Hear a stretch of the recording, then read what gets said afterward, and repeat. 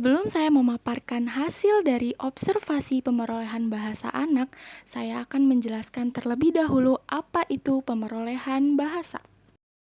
Pemerolehan bahasa atau language acquisition device adalah proses penguasaan suatu bahasa yang dilakukan oleh seseorang secara natural pada waktu dia belajar bahasa ibunya atau bahasa pertama.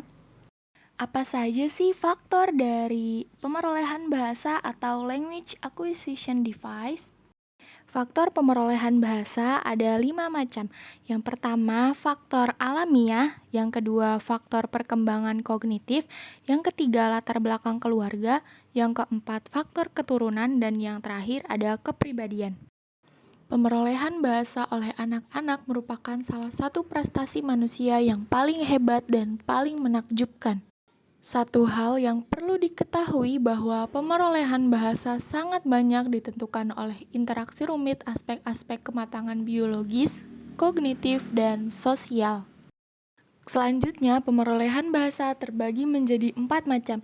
Yang pertama ada tahap perkembangan, yang kedua tahap penuturan kata, yang ketiga tahap penggabungan, dan yang terakhir ada tahap kalimat sederhana dan kompleks.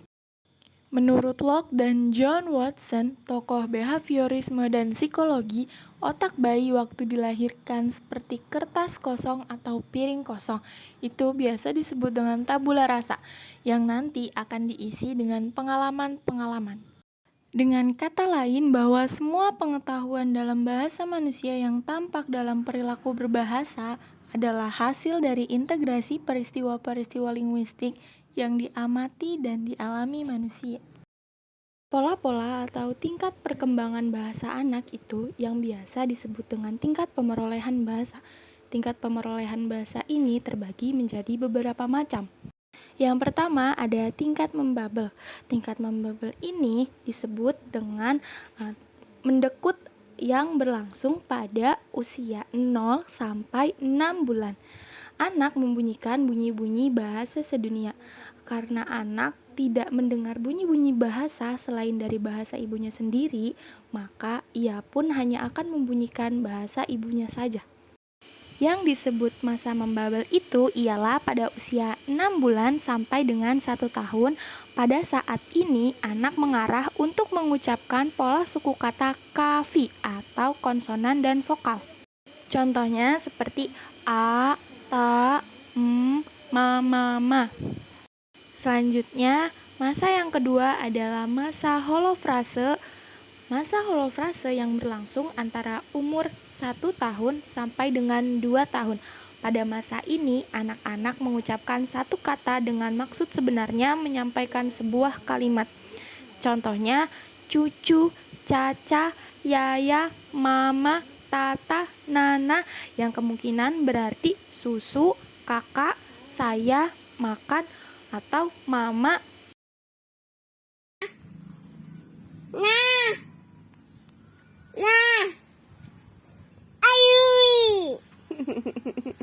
Dari video di samping, anak berusia 2 tahun mengucapkan na, ayui, yang berarti buna, ayo sini.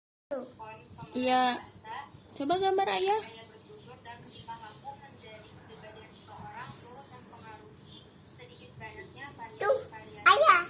Pada video tersebut, anak mengucapkan tuh ayah, yang berarti itu gambar wajah ayah.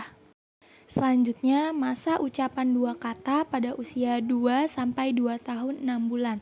Pada masa ini, anak sudah mulai mengucapkan 2 buah kata. Pada awalnya, ucapan dengan 2 buah kata ini mungkin saja gabungan dari 2 buah holofrase seperti ma dan cucu, yang berarti mama sedang membuatkan susu untuk saya. Akhirnya barulah mengucapkan 2 buah kata yang sebenarnya seperti judi, untuk yang itu baju kepunyaan adik.